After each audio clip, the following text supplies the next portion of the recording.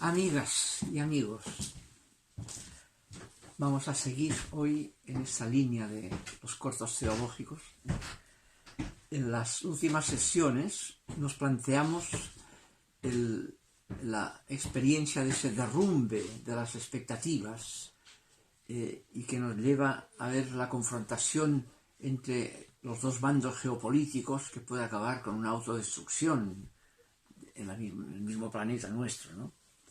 En el siglo XIX, que fue el gran siglo del positivismo, la euforia positivista, en que el triunfo de las ciencias positivas llevó a Augusto Comte, el iniciador del positivismo, a darle un estatuto filosófico y sociológico a ese boom de las ciencias positivas y la tecnología que permitían, ¿no? Entonces, Comte identifica el ser con lo que es positivamente verificable, reduce el ser solo a la positivamente verificable. Pero eso no quita que él, como sociólogo que era, y buen sociólogo, ¿no?, y bueno, además, él pretende que en esa misma perspectiva positivista logrará, digamos, arreglarse los problemas sociales por la fuerza misma de la ciencia positiva, ¿no? Sin embargo, en el siglo XX, en la primera mitad del siglo XX, desmintió esa euforia propia del positivismo del siglo XIX con las dos tremendas guerras mundiales, 12 años de guerra en total, 5 la primera y 7 la segunda, ¿no?, con más de 80, algunos hablan más de 100 millones de muertos, ¿ya?, en total, sin contar los 3 millones de desaparecidos y 35 millones se calculan de mutilados, ¿no? Por tanto, un desastre como resultado del enfrentamiento humano en lugar del encuentro social que esperaba que se produciría gracias a la racionalidad científica Augusto Comte, ¿no?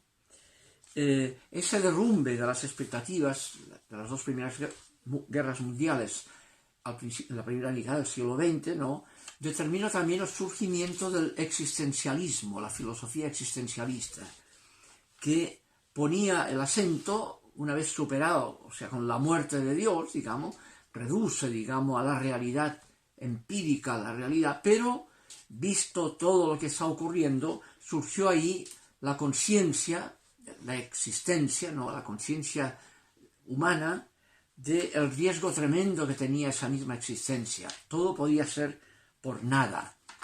Y si era todo por nada, entonces se planteaba qué hacer con la libertad, qué es lo que vale la pena decidir, que le dé sentido, ¿ya?, si todo está amenazado de la nada, ¿ya? Ahí una alternativa era disimular esa conciencia de la nada que amenaza, que es la conciencia del absurdo, de que todo lo que es sea por nada, que es lo que llamaban la angustia existencial, precisamente. La angustia es la conciencia del riesgo de absurdo, de que todo sea por nada. Y para evitarlo, hay el riesgo de refugiarnos, el ser humano, refugiarse en lo que producen las ciencias positivas, con expectativas de todo tipo, ¿no? Pero eso puede ser una alienación, una forma de disimular la angustia, la conciencia de que todo es por nada, aunque vayamos a la luna y logremos lo que logremos. Y la tecnología puede ser para peor, como demostraron las dos guerras mundiales, como resultado de enfrentamientos tecnológicos, ¿no? Por eso, uno de los representantes de ese existencialismo fenomenológico, como es Martin Heidegger, ¿no?, escribe en la obra que es Metafísica, dice: ¿puede la ciencia abandonar la nada con un gesto de superioridad, entendiendo que la ciencia lo resuelve todo, ¿no? Dice: pero la presunta sobriedad y superioridad de la ciencia se convierte en ridiculez si no toma en serio la nada. Si se distrae en la ciencia sin darse cuenta de que todo lo que hace la ciencia puede ser por nada, absurdamente, por entretenido o útil que parezca, ¿no? Es el tremendo problema del cual toma conciencia el existencialismo. Estamos lanzados, como dice Heidegger, a una realidad amenazada de absurdo, que es la existencia misma, como dice, estamos lanzados, geworfen, a una realidad amenazada de absurdo, ¿ya? Y eso es angustiante y determina también las huidas, las alienaciones, ya Entfremdung lo llama él, ¿no? Que marca, digamos, el evitar esa conciencia y vivir la vida simplemente, sin plantearse problemas, el carpe diem, como la forma de evadir la angustia que produce la toma de conciencia de que todo puede ser por nada, siempre lo mismo, ¿no? En ese contexto yo querría tomar un personaje que es Émile Cioran, ¿ya? Que está en la línea del existencialismo de Sartre, de Camus, del mismo Heidegger, ¿no? Pero aunque tiene su propia envergadura, ¿no?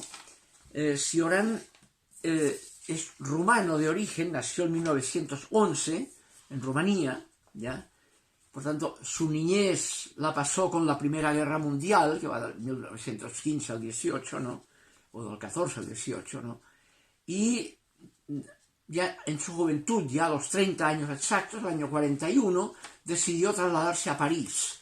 Y se traslada a París en plena guerra, Segunda Guerra Mundial. La niñez en la Primera Guerra y la adultez la pasó ya en París con la Segunda Guerra Mundial y murió el año 1995, ¿no?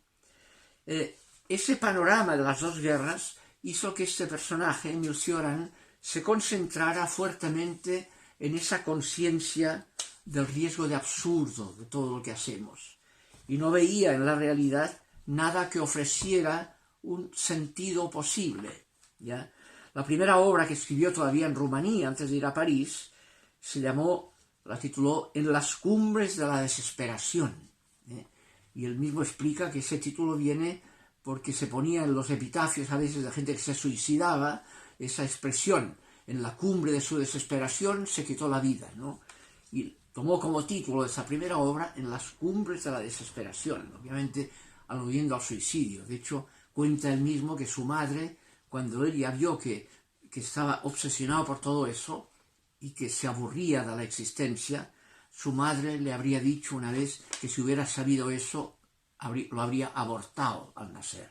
Un tema tremendo que tocó la vida de este personaje, Émile Cioran, ¿ya? Después de esa primera obra, escribió otras en su vida, La tentación de existir, o bien La caída en el tiempo, estamos tirados al tiempo, como Heidegger, ¿no?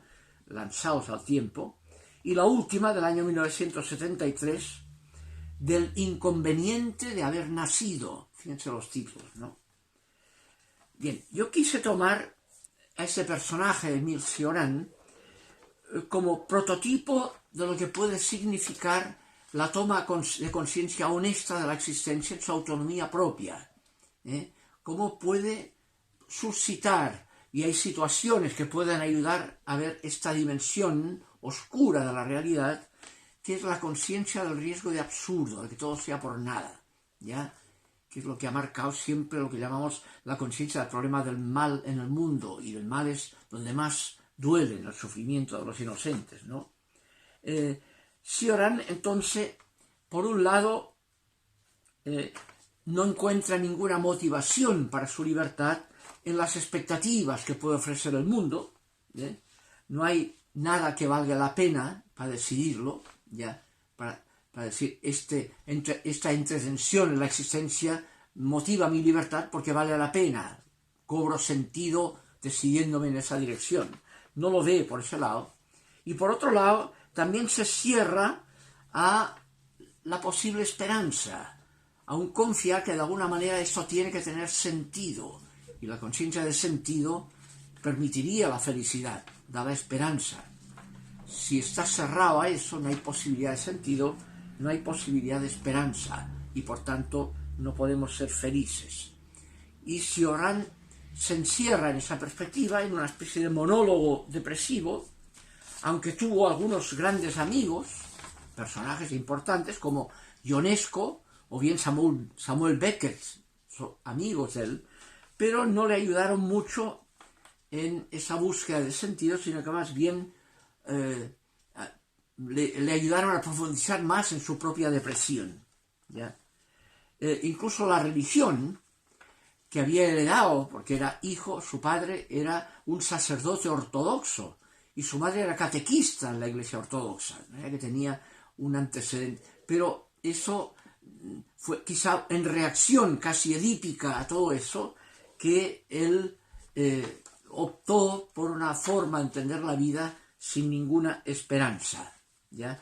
Aunque tendrá amistad también con un personaje que le aportó elementos del valor de lo religioso, como es el autor, el fenomenólogo de la religión, Mircea Eliade, que también era de la Europa Oriental, y además lo que había heredado de sus padres de alguna manera tenía un elemento por dentro de él, aunque fuera reprimido en el inconsciente, y eso le llevará ya el año 37, todavía en Rumanía, a una obra que será importante, de la cual hablaremos el próximo día quizá, que es la obra que titula Lágrimas y Santos, donde toca el tema religioso en forma especial, ¿no?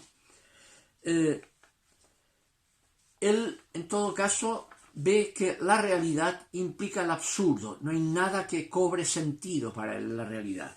Dice en un momento determinado: a quien se pregunte aún si la vida tiene o no tiene sentido, lo cual equivale a preguntarse si es o no soportable la vida. Es decir, solo el sentido haría soportable la existencia. Pero si cierra la puerta a esa posibilidad y por tanto cierra la vida, la puerta a que sea soportable la vida. Además, lo cierra porque para él el conocimiento, que es lo que daría sentido, el sentido es una conciencia de sentido, lo que permitiría descubrirlo, la conciencia en el conocimiento humano, ese conocimiento es imposible, es inviable, no podemos conocer la verdad. Él dirá, un filósofo que se le especializa en conocimiento, ¿no?, solo puede evitar la mediocridad mediante el escepticismo. O sea, no podemos conocer la verdad. Si quiere ser honesto, el filósofo tiene que ser escéptico, dice. Y luego expresa: el escepticismo y la mística son las dos formas de desesperación frente al conocimiento. Frente a la imposibilidad de conocer, tenemos dos formas: la escéptica, que es la que dice tienen que tener un filósofo si no quiere ser mediocre, o la mística, ¿ya? Pero dice, la primera, es la escéptica, no puede lograrse superar ese escepticismo por la oferta de las utopías eficientes, que acaban siempre en nada. Todo lo que es acaba no siendo la realidad. Y por tanto es la nada el fondo de la realidad, como dice André Heidegger también, y Sartre a su manera, todo el existencialismo más clásico, ¿no? Y por eso se impone el escepticismo, no hay manera de conocer la verdad. Y la segunda solución, la mística, tampoco es accesible, porque dice, deja de lado el conocimiento. El escepticismo es que no podemos conocer nada, aunque se busca. El filósofo emplea el conocimiento y pretende que con el conocimiento logrará algo, pero dice, si es honesto, tiene que ser escéptico, no es posible. Y el místico dice, deja de lado el conocimiento, y pone a la mística como la que trasciende el conocimiento, no pasa por el conocimiento, ¿ya? Eso le llevará a confirmar o a afirmar que todo conocimiento no vale, porque la realidad es un engaño y por tanto no se puede conocer nada, porque no hay nada, no hay una realidad que valga la pena conocerla. Y ahí incluye la teología, entendida como conocimiento teológico. Dirá en un momento determinado, la teología es la negación de Dios. Desde que la teología existe, ninguna conciencia ha conseguido alcanzar con ella ninguna certeza, ningún conocimiento cierto. Sin embargo, distingue el conocimiento teológico, que es vano, de la mística, y que a veces se identifica con la religión a esa mística, ¿no? Por ejemplo, dicen una fórmula muy especial, casi poética: la religión es una sonrisa que planea sobre un sinsentido general de la realidad. Es un sinsentido, un absurdo general de la realidad, pero la religión planea sobre ello, como una sonrisa, ¿ya? Metafóricamente. Y en una forma algo más sarcástica, aunque profunda, dirá: el vino ha hecho más por acercar los hombres a Dios que la teología. Hace tiempo que los borrachos tristes han superado a los monjes, a los solitarios monjes, ¿ya? Por eso, esa situación depresiva, él la experimentaba sobre todo escribiendo con insomnio. Pasaba a veces 7 días, semanas casi sin dormir. Y en ese insomnio es cuando escribía más. Por tanto, escribe en éxtasis siempre, fuera del conocimiento normal, ¿ya? Y por eso también es que tendrá momentos en que valorará el éxtasis religioso y toma como prototipo esa perspectiva experimentada en el budismo original, en el concepto de nirvana, de experiencia nirvánica. Dice, por ejemplo, en un texto notable: la condición indispensable del estado de éxtasis y de la existencia del vacío es una conciencia privada de todas las imágenes. No se ve ya nada fuera de la nada, y esa nada es todo. El éxtasis es una presencia total sin objeto, un vacío lleno, un estremecimiento atraviesa la nada, una invasión de ser. Y luego concluirá: la inmersión en el océano divino nos permite olvidar lo que somos. Sin embargo, lo absoluto es una presencia corruptora en la sangre. La llevamos dentro, esa búsqueda de absoluto, como una presencia corruptora en la sangre, dice. Uno percibe en los textos de Cioran una nostalgia de sentido, a veces casi masoquista. Por ejemplo, cuando confiesa, dice: por más que pensemos en nuestro final, que es la nada, la muerte y la nada de todo, ¿no?, algo dentro de nosotros lo niega. Y ese algo es la vida misma, su misterio, su significado y su oscuridad. Lo dice en uno de los aforismos, que tiene un libro sobre aforismos, ¿no? Notable, ¿no? Y es que la posibilidad porfiada de sentido nos es ofrecida siempre como un don gratuito, a pesar de la falta de expectativas autónomas, o precisamente por eso, precisamente esa carencia de expectativas es el punto de partida para la posibilidad de abrirse a la esperanza, como un don gratuito que nos es ofrecido. Y el lugar más propio de la esperanza es precisamente el final de todas las expectativas, como es la muerte, la impotencia total. En esa impotencia total es cuando uno puede, al prevenirla, intuir la posibilidad de un don gratuito, absolutamente gratuito, porque solo es posible, a partir de esa impotencia total, algo recibido. No es algo conseguido por nadie. O es recibido o no está. ¿Ya? Es un don gratuito. Y eso es la esperanza. La esperanza es la apertura de la conciencia al don del sentido de la existencia, al don gratuito del sentido. Y eso está en nuestra propia libertad, a poderlo acoger libremente o defendernos de ello, como hace Cioran. En ese sentido, Cioran es un ateo sufriente nostálgico que busca y necesita sentido negándolo, ¿ya? Tiene algo que ver con el Job bíblico, ¿no? El libro del Job clásico, que tiene expresiones, como por ejemplo el capítulo 3 del libro de Job, ¿no? ¿Por qué no me cerró las puertas del vientre donde estaba, ni ocultó a mis ojos el dolor? ¿Por qué no morí cuando salí del seno, o no expiré al salir del vientre? ¿Por qué dijeron a mi padre, has tenido un hijo? Feliz el aborto que no ha visto la luz del día.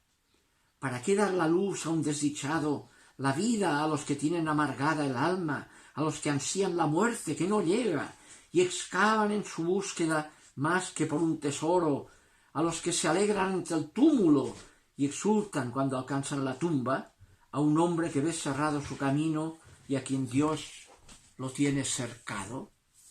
Job, ¿no? Esa especie de ateísmo bíblico de Job, ¿no?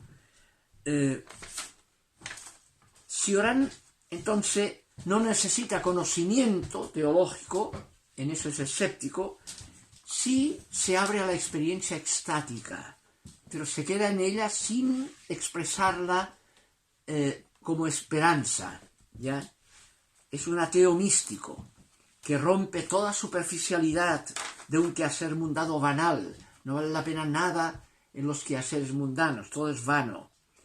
Y por tanto no valen la pena las expectativas utópicas tampoco, ¿ya? Ni que sean teológicas, diría él, ¿no? Por eso Cioran da que pensar. Lo tomé como un prototipo de lo que puede tener como alternativa de reflexión el fin de las utopías extáticas, las utopías propias de la tecnología, ¿no? Como es la alternativa, o es la nada, o es la posibilidad de la esperanza, de un sentido que nos es dado, o puede sernos dado. Volvemos a retomar el tema de la gracia como don gratuito, abierto a la libertad humana. Querría el próximo día retomar Cioran en la obra que toca más el tema religioso, como es el tema de la expectativa y los santos, ¿ya? Veremos eso el próximo día. Que estén bien.